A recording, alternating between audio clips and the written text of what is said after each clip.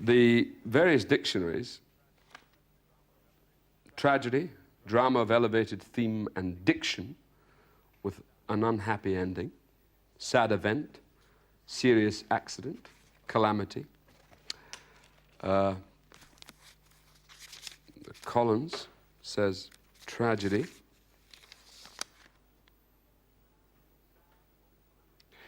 Sad or calamitous event, dramatic literary work dealing with serious, sad topic and with ending marked by inevitable disaster. Interesting, inevitable. One of the myths I'd like to dispel is the idea that tragedy cannot be funny, that tragedy hasn't got its humorous side. The three plays we're going to be looking at are the Hamlet, which we all know, Macbeth, and a play called The Changeling, which is by Thomas Middleton and Rowley. Now, each of these plays are described as tragedies, but they contain a lot of humor.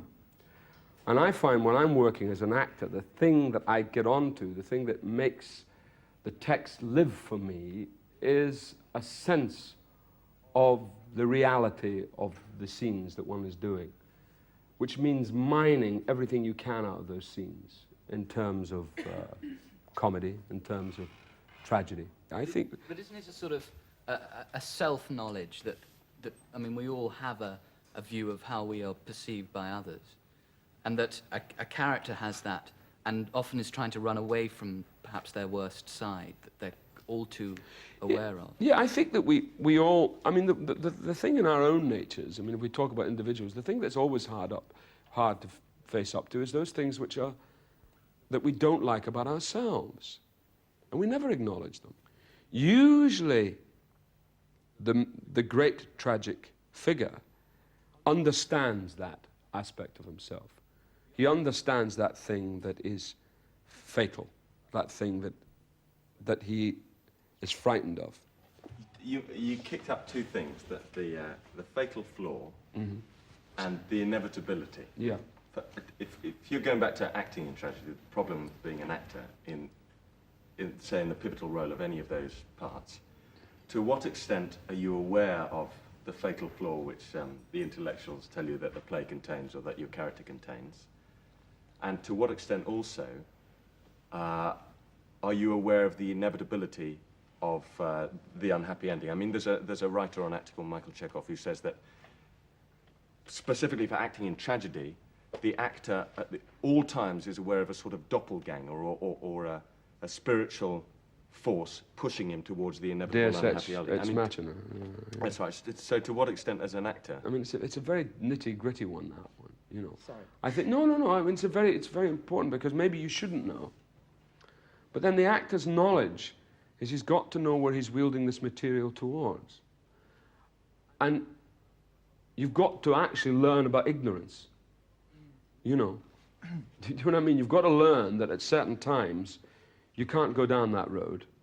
You know, you can't play, yes, I'm aware I'm a tragic figure. You don't do that.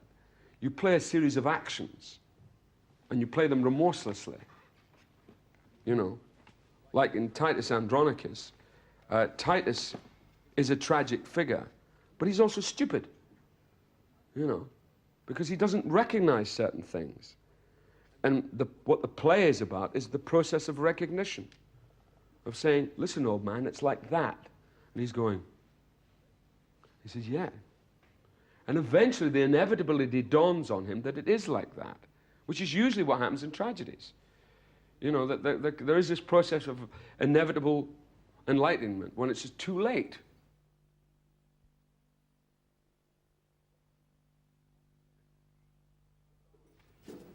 This is the scene which starts off stage with the killing of Duncan. Macbeth, Duncan has come to stay in Macbeth's castle, or home, or bungalow, or semi-detached, or whatever it is. And he's come to spend the night there. And there's already been a discussion about whether he should be killed or not, and if this is the time to do it. And the decision has been taken that indeed this is the night that he will be killed. And this scene concerns, it's the famous dagger scene. It's the aftermath of the murder. Let's just examine the specifics of this first speech. Let's just deal with the first speech. Do you want me to say it? That which hath made them drunk hath made me bold. That which what hath quenched them hath given me fire. Hark! Peace, it was the owl that shrieked, the fatal bellman which gives the sternst good night. He is about it. The doors are open, and the surfeited grooms do mock their charge with snores. I have drugged their possets, that death and nature do contend about them, whether they live or die. So, what's happening in that speech? What's the geography of that speech? Anybody? She comes on and she says, it's fine, it's great, I'm in total... What's that? Right. So there's as if two layers going on. There's the side she's presenting and the side inside. Do you agree with them? Yes. So what we've got to do is to find the differentiation in the speech. Now, if we imagine when we go into a space, if we don't want to be seen, what's our natural instinct? Take to the corner, keep to the walls. Keep to the walls. Use the keep to the shadows. walls. Right. Okay. All right. Like, just where are these? We've got the screens there. So, Kathy, I want you to come in here and imagine that's the wall of the castle, right? That's a wall of the room. So that, in a sense, she's not exposing herself into the room yet. She feels that boldness, but she doesn't know what's going on. There is an anticipation. Does that make sense? So that that's the door. So you've got a figure coming in like that. And immediately, there's a story told. Can you see that? Straight away, we have a story. Straight away, there's a story in that shot. That somebody is lurking, somebody is waiting. So that in that speech, she reaches a point of confidence, right? Through the drink, which is good, and saying, oh, I'm really here now, I can do it, I can cope with this, I can really handle this. What's the next thing that happens? She hears the owl. And what happens to her? And she's afraid. So, collapse of stout party, right? Yes. And then she's doing all the next is to reassure That's herself. right. So that constantly she's driving herself. Yeah, right. Okay.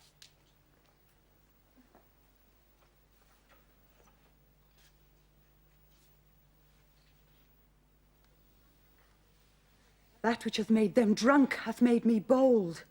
What hath quenched them hath given me fire. Hark! Peace. Okay, now, I don't want you to anticipate. Let's not anticipate the owl. And wait until the noise scares you.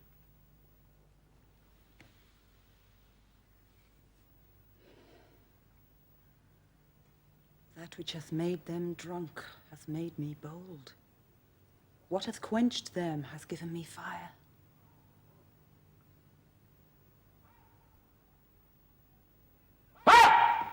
Peace.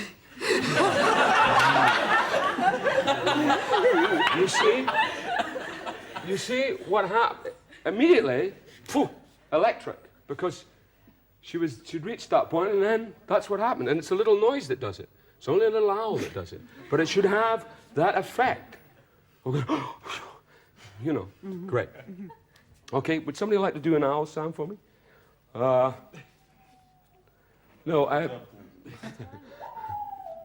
What's that? Whoa! Very good. Could you come over here? There's a gentleman here. We have a volunteer from the audience. Could the volunteer from the audience come and? All right. All right. Okay. So you're the owl, and you're behind there. Right. Okay. Right.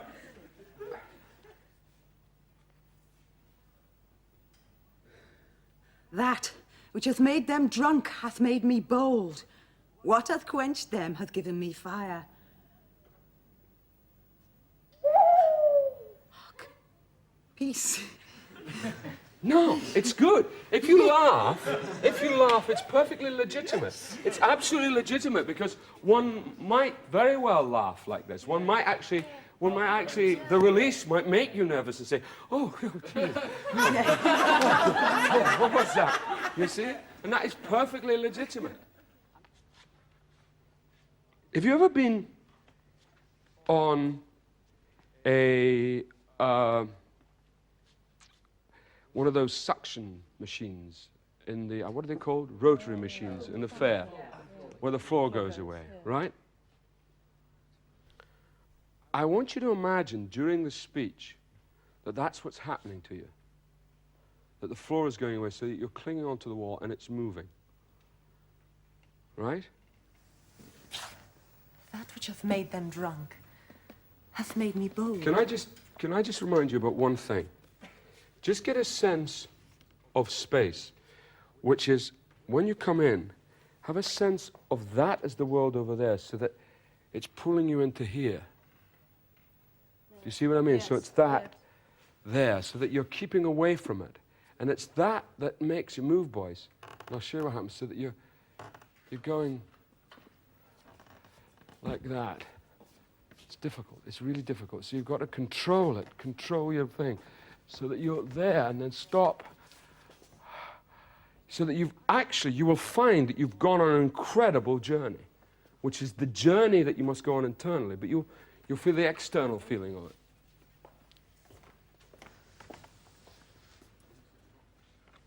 That which hath made them drunk hath made me bold.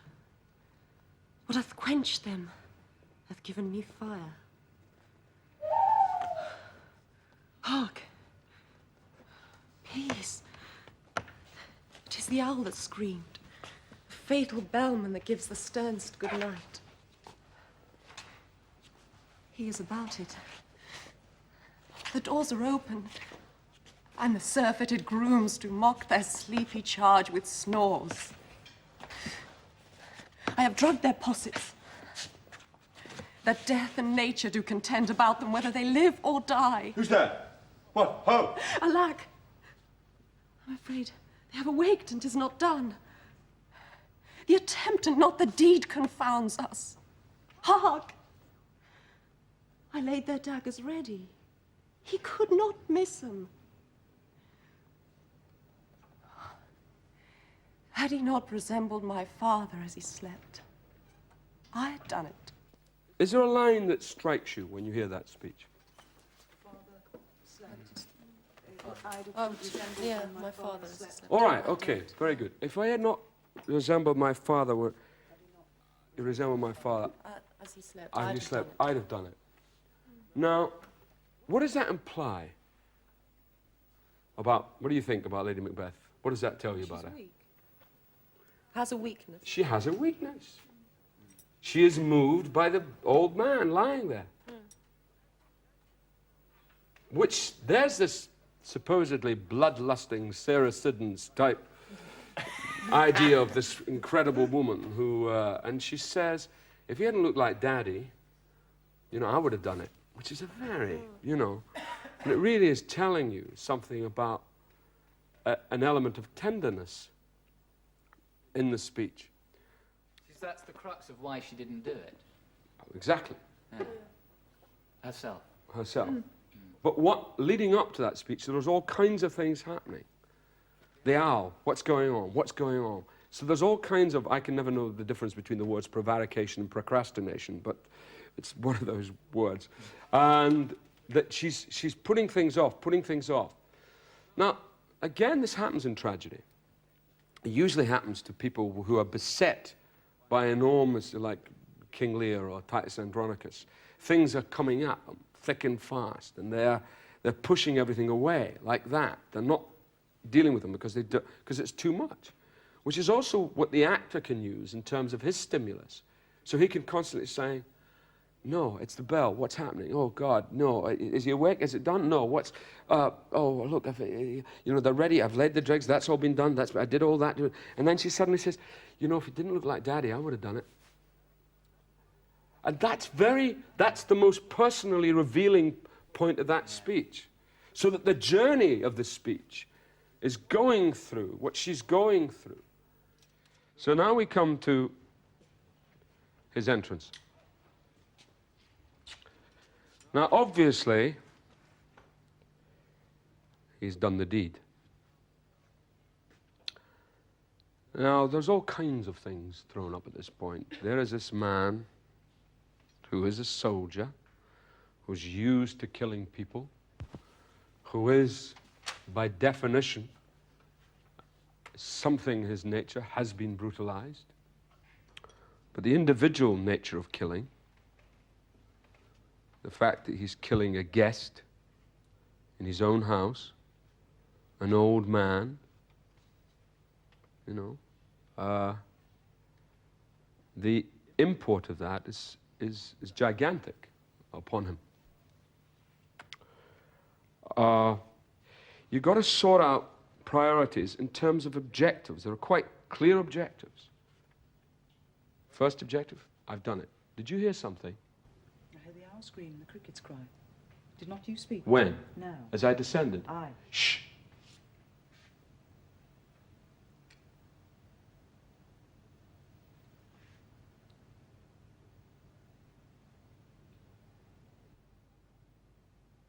Who lies in the second chamber? You see? So that you're immediately, the audience are going, what?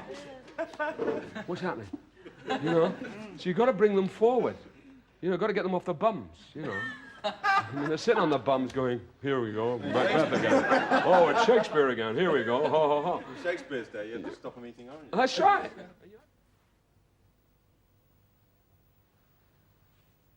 My husband? I've done the deed. Didst thou not hear a noise? I heard the owl scream, the crickets cry. Did not you speak? When? Now. As I descended. I.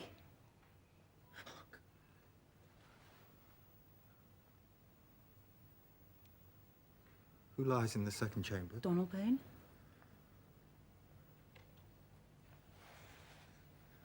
This is a sorry sight. Oh, foolish thought to say a sorry sight. As one did laugh in sleep. One cried, Amen. Or even one cried murder. I mean, it seems to me, I may be wrong, but my common sense tells me that given all of what's going on, and this is what I'm talking about, given what's been happening to her, waiting for you to come on, and the fact that when you arrive, everybody in the audience wants to know, what's happened? Macbeth, I have done the deed. You know, so they would go, okay, well, that's done. We've got that out of the way. Do you see what I'm getting at? It's crude, Stephen, but it's absolutely telling us where we are. But the energy's in the text. The energy is in the text. The text is flowing with you. I mean, if you look at it on the page, and if you look at it on the page here, I mean, it's wonderfully written. Just, you see it on the page before you. It says, you see? It says, can you all see it? See how it does that there? See? You know? Can you see it? You know, it goes, did you not speak? When? Now, as I descended? Aye, hot. And it is monosyllabic. So it's telling you the kind of dynamic that the scene has to have. My husband. I've done the deed. Didst thou not hear a noise? I heard the owl scream, the crickets cry. Did not you speak? When? Now. As I descended. I.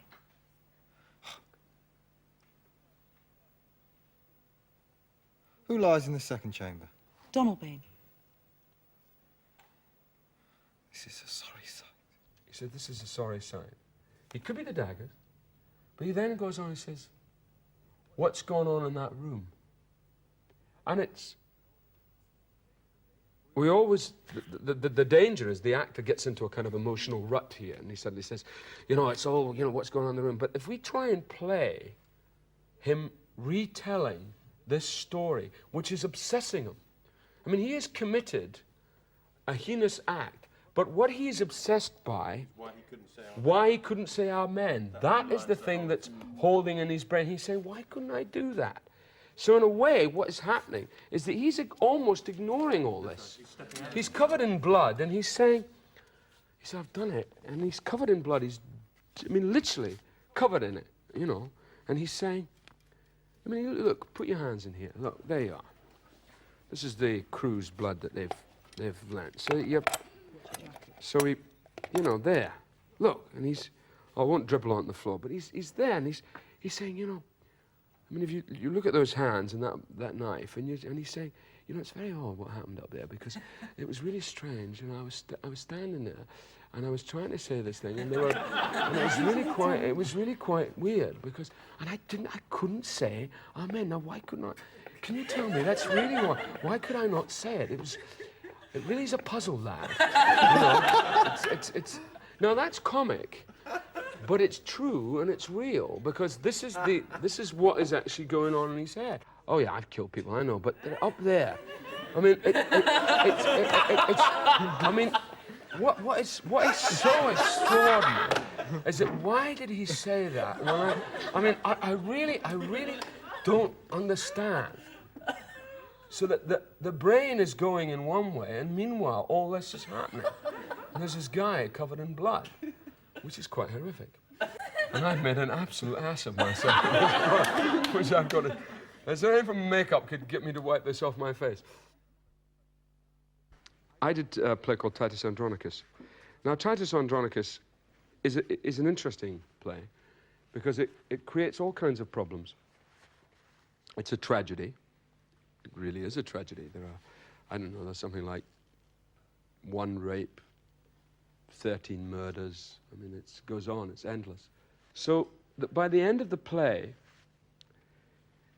moves into a whole kind of almost Beckett type world, the world of Sam Beckett, surreal world, where blood has no longer any meaning, that human flesh has no longer any value. People are baked in pies. People are, you know, hands are cut off, tongues are cut out. See, I think there's an area between tragedy and comedy, which all tragedies have, which is this area of ludicrousness, where people behave in a kind of massively ludicrous way, a massively crazy way. It happens in Macbeth with Macbeth's obsession towards the end of going back to the witches, getting everything proved right. And certainly his mayhem that he causes when he wants to wipe out the Macduff family. And he becomes a crazy man. And Titus, the same thing. And Titus's relationship to that which is bloody becomes ironic. That blood no longer has any meaning to him. And when he kills the 2 boys in Titus, when he cuts their throat, when he puts on the bibs, as you know we did, every device that we used was to actually create that distance more and more, to make it more horrible, because of the offhand nature of it. Whereas if you're wallowing in it in the wrong way, it no longer has any meaning. But in Titus, we never had blood until really right at the end of the play, when suddenly I came on a white apron, and we didn't even have it. We just had it in a bowl so that you whip it up, and suddenly you're splatting across white. And that shock of blood across a white apron says more than all the gallons of blood that you see in other productions. But Titus's tragedy is that he's become like a boxer. He's been punch drunk. So he's a bit like that. He can't Do really, a bit. We can't. Well, I can't. No, do a bit. do a bit. No, I can't. Come on, Well, go on, do a bit. I can't. Well.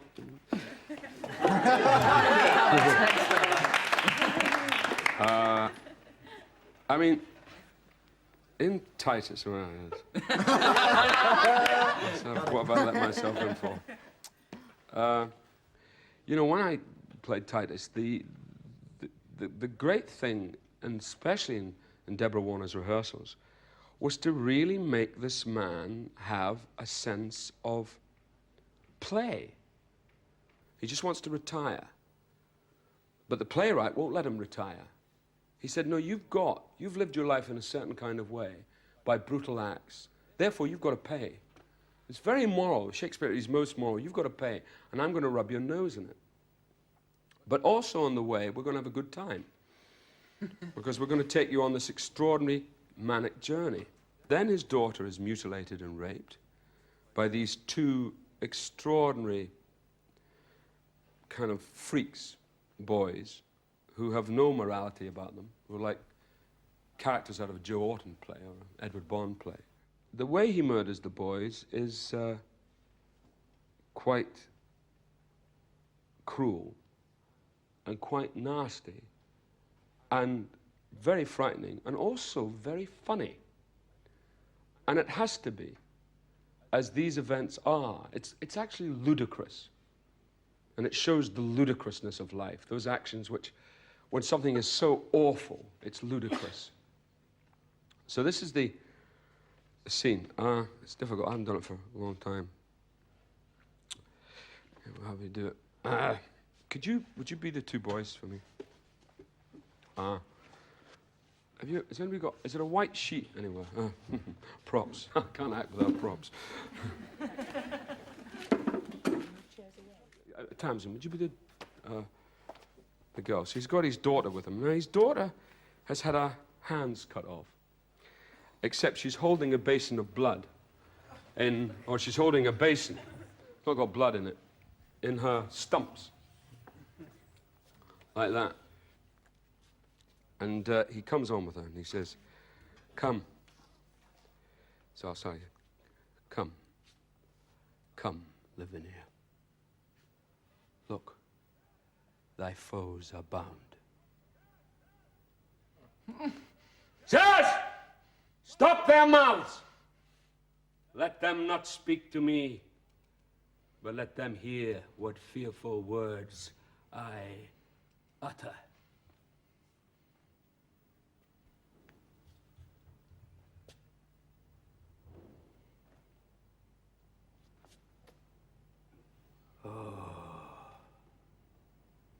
Villains,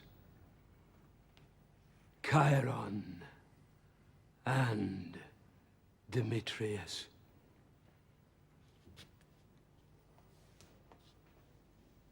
Here stands the spring, whom you have stained with blood. This goodly summer with your winter mixed.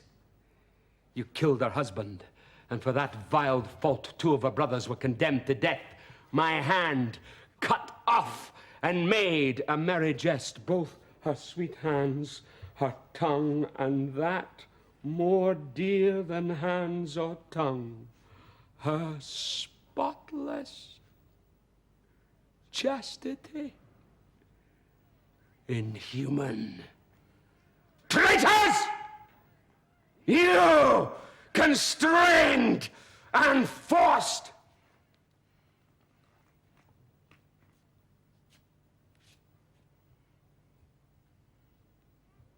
What would you say if I should let you speak? Oh, villain. You could not beg for shame. Hark, wretches, how I mean to murder you. This one hand yet is left to cut your throats, whilst that Lavinia between her stumps doth hold the basin receives your guilty blood. You know your mother means to feast with me, and calls herself revenge, and thinks me mad. Hark, villains. I will grind your bones to dust, and with your blood and it I'll make a paste, and of the paste a coffin I will rear, and make 2 pasties of your shameful heads, and bid that strumpet, your unhallowed dam, like to the earth, swallow her own increase. This is the feast that I have bid her to, and this the banquet she shall surfeit on. For worse than Philomel, you used my daughter. And worse than progeny, I will be revenged. And now prepare your throats, and Lavinia, come, receive the blood. And when that they are dead, let me go grind their bones to powder small. And with this hateful liquor temper it, and in that paste let their vile heads be baked. Come, come, be every one officious to make this banquet, which I wish may prove more stern and bloody than the centaur's feast.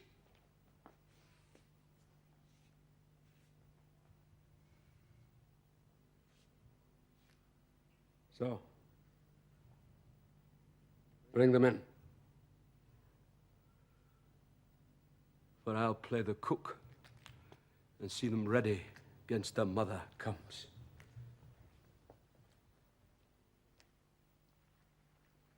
Something like that.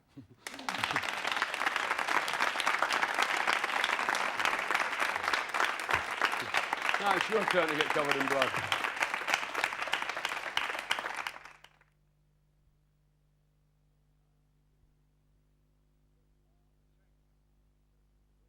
The Changeling. A great play. And the central character is a girl, Beatrice Joanna. The play has two plots. Our concern is the main plot, which is to do with Vermandero's daughter, Beatrice Joanna. Vermandero being the governor. Beatrice Joanna is his only daughter, who is promised to one man to be married to, and she falls in love with another man, a sailor called Alcimero. And meanwhile, she wants to employ her servant to remove the impediment to her relationship with Alcimero, i.e. get rid of the first boyfriend. And she is a girl who has no sense of her moral actions at all. There's no kind of, she's extremely morally confused. De Flores, the man who does the deed, is a servant, and we are given to understand that he is a fallen gentleman. He is a man, obviously, with a history, and a man with an acute moral sense, but a killer. He's a born killer. Killing is what, in some time in his past, has been his trade.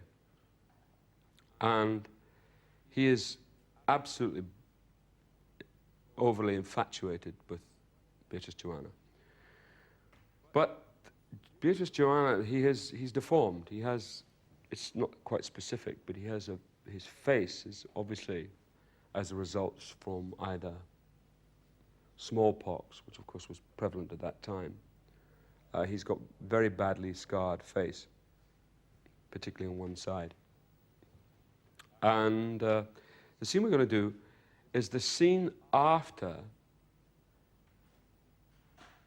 he has killed the boyfriend, and he comes to get his reward from Beatrice Joanna. De Flores? I should run mad with joy. She called me fairly by my name. De Flores. See, that's the first thing. She didn't call me Pig. Normally she calls me Pig. You know, it's and that's quite a surprise. Once again. De Flores. I should run mad with joy. She called me fairly by my name, De Flores, and neither rogue nor rascal. What have you done to your face of late? You've met with some good physician. You've pruned yourself, methinks. You are not wont to look so amorously. Not I. 'Tis the same physiognomy to a hair and pimple which she called scurvy scarce an hour ago. How is this? Come. That's right, and the great fun is you say, no, he says, how is this? What's she playing at? What's going on here? You know, so she taking me for a ride? I mean, how is this? And what do you say? Come. The nearer You man. see what I mean? I mean, come here, you know. Come hither. Come nearer, man. Turn. Let me see. Oh, 'tis but the heat of the liver, I perceived. I thought it had been much worse.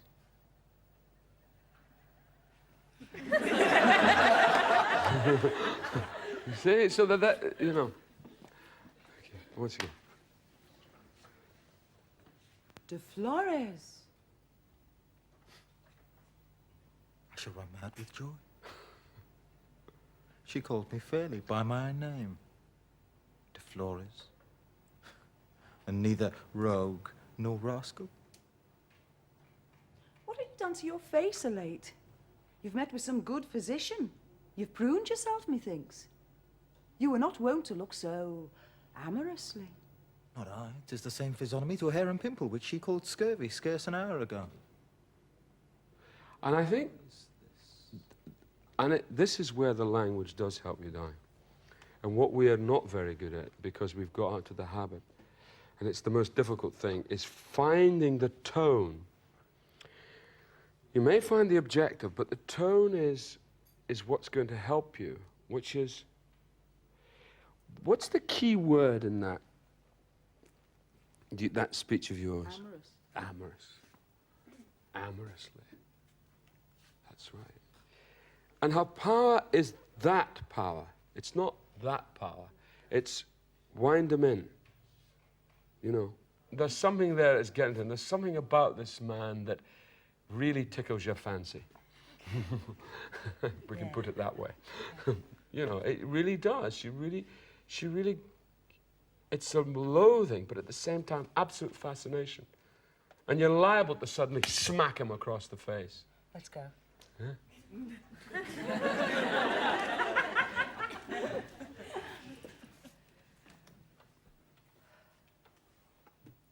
Come. Hither.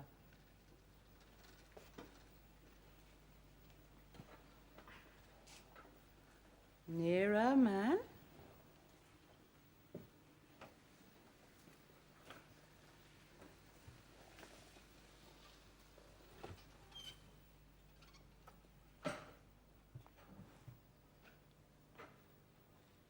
Turn.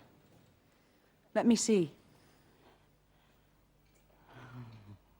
Woe, 'tis but the heat of the liver, I perceived. I thought it had been much worse. Her finger touched me. She smells all amber. And that attraction. The thing is, the great thing about it, when it works, is when you do it for one another, but you really do it for one another. That you really trust each other. That you really allow, you don't wait for the other actor to finish his line and then you speak, you know, or you really, all the chemistry has to be created into it. You can't act on your own. You've got to act with your fellow actor. And your fellow actor takes the burden of responsibility off you. You know, it's your other actors who make you look good. You know, and if everybody does that for one another, that's why it's a real community thing. Actors who act on their own, they always look as if they act on their own. Turn. Let me see.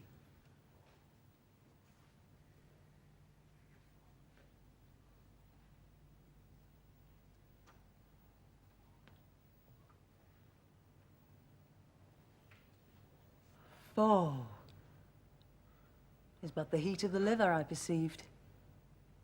I thought it had been much worse. Her fingers touched me. She smells all amber.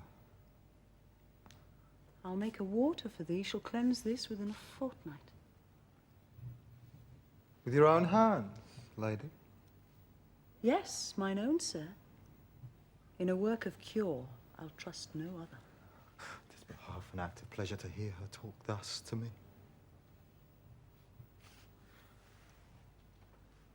When we are used to a hard face, 'tis not so unpleasing. It mends still in opinion. Hourly mends. I see it by experience.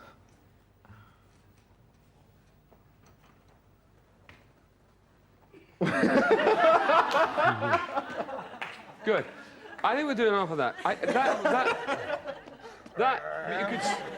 Could you see how that would, you know, you can see how we could get it up. But at least we did the work, that we had the guts and the courage to get down and to the nitty-gritty of the scene and let it grow, so eventually. And of course, it's wonderful because the shapes you're making with your body is exactly, I mean, listen, I believe in space I believe in people not standing in the wrong space, that the space that you create with the actor is so important. The whole business of spatial relationships, if you're playing a scene with somebody, is absolutely important. And in this scene, a lot is being told. If that's going there, the hand's going, then the body's going away, you're telling a lot. By the body language is telling you, and the touch, so that you're keeping it at a distance. You're looking at the face, and you're thinking, this is really extraordinary. And you get closer to it, and then you think, oh. So that there is dance in what you do. Every scene is a dance, in a way. Every scene, there are patterns being made, patterns which you inhabit, and which you create and go with. So that frame there is a story. You know, if you take it in the wide shot, if you take it away, that has to be filled. It has to be filled. So the actor has to understand his spatial relationship. He has to understand that he has to fill that as much as he has to fill, if you come in close, this. And it fills this, the voice can go a bit down. He can take it down. And if it goes far and far away, further away, then he can take it up and he can project even more. But it's just a question of knowing that and feeling free with that. That's what you do in theatres. So you plant a whisper at the back of the stalls. You can play quietly in big spaces. You can pull focus. You can make people come towards you by your intention, by your clarity, by the absolute engagement with what you do. Alan, my thoughts are at a banquet. My thoughts are at a banquet. For the deed, I feel no weight in't. 'Tis but light and cheap for the sweet recompense that I set down for it. That was good. You did use your voice. So, what we have to do is, I mean, that's the image you see on the stage. But television is a natural medium. What you do as an audience is you focus in. You actually focus. You actually make. I mean, I can look at you there with your hair. Sorry. You know, I can look absolutely at you and not see those other people. But then I can stand back here and see the group. But I can look at you. And we as humans have a great capacity to do that. And we forget that capacity. We forget that we have actually got that power in us. You know, that's why we like drama. That's why we like live theatre, because we can go and we can watch and we can make that focus. So once again, you're very good on. Have you done this sort of thing before?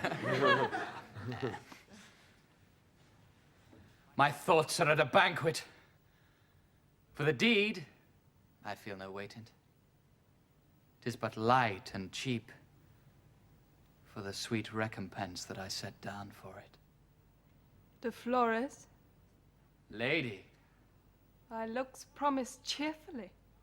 all things are answerable. No, don't break it. No. You went. You see, you had a marvelous story, and then you went. Well, things are answerable. You know. When you take on a character, when you take him on, anybody you're playing, you've got to take him on physically. You really have to. You know, you've got to take on the fact that he is a killer.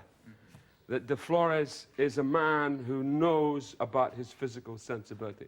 So the way he moves, the way he walks, his whole, don't laugh, Chris. His whole, you know, it's just, it is that. I mean, so that he has got great ease and danger. You know, real danger. Talking about stillness. And you're talking about stillness. Stillness is way, you know, the best actors, the greatest actors are those that displace the air when they move. You think, my God, I saw the air part as that man walked. You know, so that you, and that's, you know, some people have that. And some people work on it. Some people never get it, you know.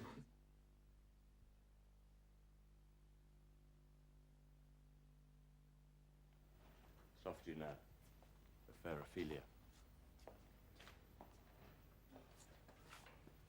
Nymph, in thy orisons be all my sins remembered.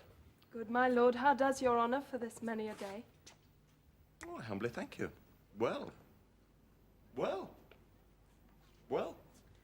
My lord, I have remembrances of yours that I have longed to redeliver. I pray you now receive them. No, not I. I never gave you aught. My honoured lord, you know right well you did. And with them words of so sweet breath composed as made the things more rich. Their perfume lost, take these again. For to the noble mind, rich gifts wax poor when givers prove unkind. There, my lord.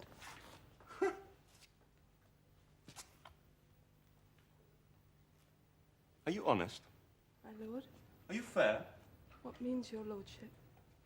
That if you be honest and fair, your honesty should admit no discourse to your beauty. Or could beauty, my lord, have better commerce than with honesty? Aye, truly. For the power of beauty will sooner transform honesty from what it is to a bawd than the force of honesty can translate beauty into his likeness. This was sometime a paradox, but now the time gives it proof. I did love you once. Indeed, my lord, you made me believe so. You should not have believed me. For virtue cannot so inoculate our old stock, but we shall relish of it. I loved you not. I was the more deceived. Get thee to a nunnery. Why wouldst thou be a breeder of sinners? Now, I am myself indifferent honest, but yet I could accuse me of such things that it were better my mother had not borne me. I'm very proud, revengeful, ambitious, with more offences at my beck than I have thoughts to put them in, imagination to give them shape, or time to act them in. What should such fellows as I do, crawling between earth and heaven? We're arrant knaves, all, believe none of us. Go thy ways to a nunnery.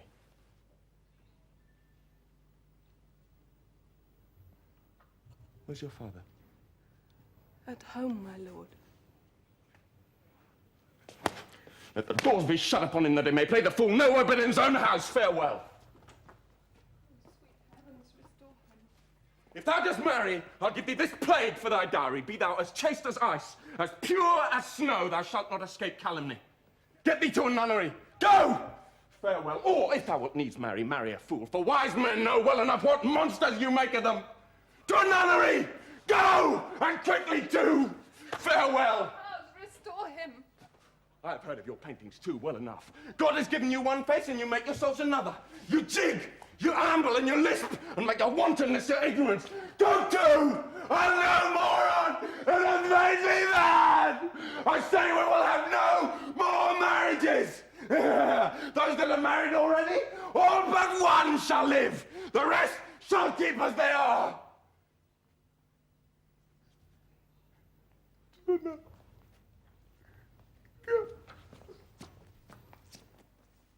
Very well done.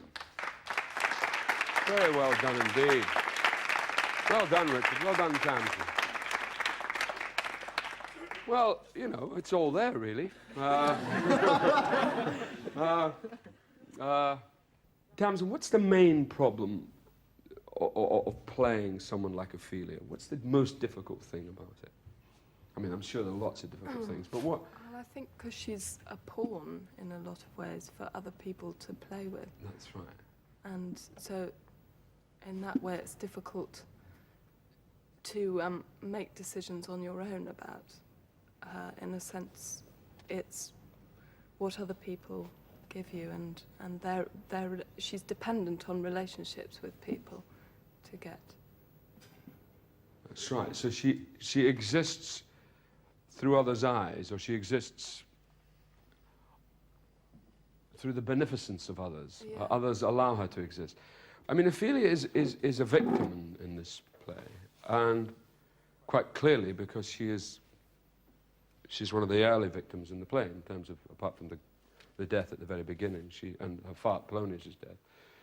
You know, she dies by her own hand. So obviously, what happens to her in the play must be incredibly traumatic. I mean, she could be a bimbo. Yeah. You know what I mean? Yeah. She could be this absolute kind of, hello.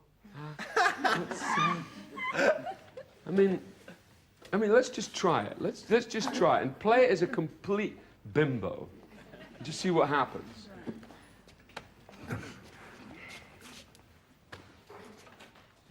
Just for the first few beats. Go as far as you like. So Soft you now, the fair Ophelia.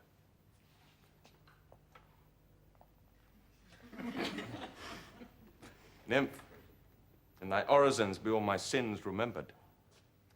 Good my lord, how does your honour for this many a day?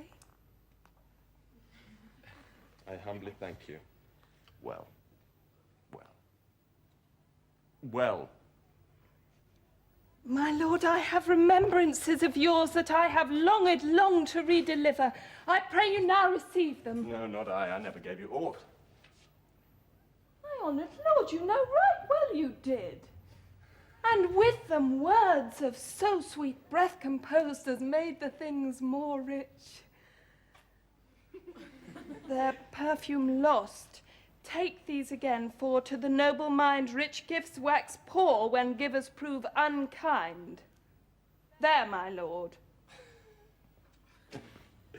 Are you honest? My lord? Are you fair? What means your lordship? That if you be honest and fair, your honesty should admit no discourse to your beauty. Could beauty, my lord, have better commerce than with honesty? Aye, truly! Yes, all right. But you see what happens, that we've actually freed Ophelia up immediately. Well, she can be quite that bimboish or not. It's not. I mean, she Why was... did I ask her out? That's exactly. But again, what released? It released certain lines. You suddenly heard certain lines for the first time. Because the trouble with Ophelia, you know, you get this and you think, oh, here comes Ophelia, right, okay. You know, let's read the program for this. But because we've all seen it so many times, and you think, yeah, here's another blonde girl coming on playing Ophelia, here we go, oh yeah. You know, and you've got to think, how do you make the, and certainly you caught our attention. So I think that what happens is that the difficulty in the scene, Tamsin, is that she must say, I have to do this. Yes. I don't want to do it, but I must do it. So she is making herself do it. Maintaining this locked thing. Perhaps because Dad's standing behind as Yes, well. because Dad's standing behind. I mean, if he's there over your shoulder, like, say, come on, you know, go on. You know, you've got to go in. Yeah, pardon? Be interesting. All right, I'll do it like that then. No, just... All right. Now wait till your dad prompts you, all right? Right. Okay, so you don't know, I'm going to be your dad. When I do that, you have to do it, right? Soft you know, the fair Ophelia. Nymph, in thy orisons be all my sins remembered.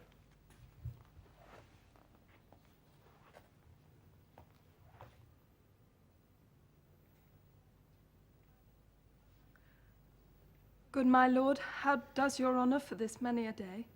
I humbly thank you. Well, well, well. My lord, I have remembrances of yours that I have longed long to redeliver. I pray you now receive them. No, not I. I never gave you aught. My honoured lord, you know right well you did. And with them, words of so sweet breath composed as made the things more rich.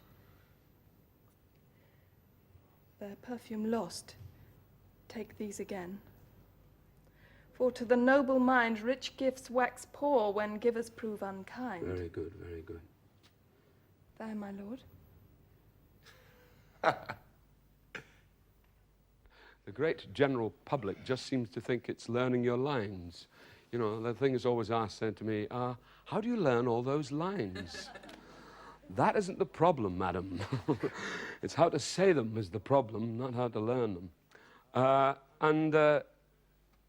Because there are so many choices, there are so many thoughts, and a director will want the scene one way, another director will want it another, and then the actor himself will find what he wants. And usually it's a marriage of all those things. Because finally, the actor has to do it. And finally, he has to be completely involved in it. And it ain't easy. You know, acting's only part of a process, as far as I'm concerned. I mean, it's complete for me, because it is vocational. It's like the priesthood. And I have no shame in that. I'm not ashamed to say that. I believe in it. I've had times when I have hated it. I have loathed it. I've loathed being at the hostage of it. But in the end, I do think that there is something remarkable about what we do, and something extraordinary in how it affects all our lives.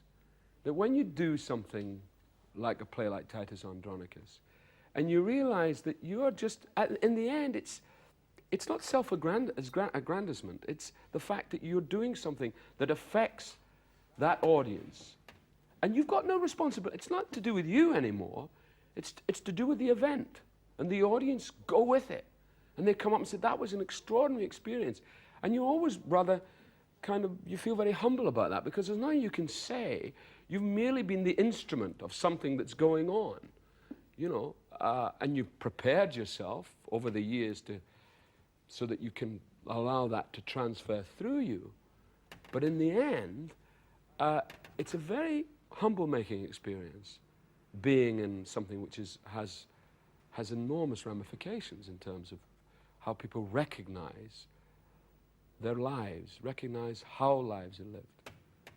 Events and tragedy are obstacles, and they're coming at you. And the protagonist's job is to keep the obstacles at bay. He keeps pushing them away. He keeps batting them out into outer space, like Superman, those great meteors that keep flying at him. He bats them away. He bats them away. He bats them away. So he's going through this play, batting these. I mean, if you play Titus Andronicus, you're exhausted, you know, because everything's coming at you. You turn round, your daughter's had her tongue cut out. You turn round, your son's had his head chopped off. You turn round, you know, your brother's crying lying in the ground. You know, so everything is happening. You're saying, how much more can I take? And as the actor, you keep pushing it away. And you know that you've got to go on that journey. You know that you've got to walk that track. And there's no way out of it. You can't avoid it. You can't say, oh, well, you know, I won't do it tonight. You know, I'll muff it. There are actors who do that. There are players who do. But you have to understand the responsibility of the work that you're dealing with. But at the same time, you can't not but deal with the specifics.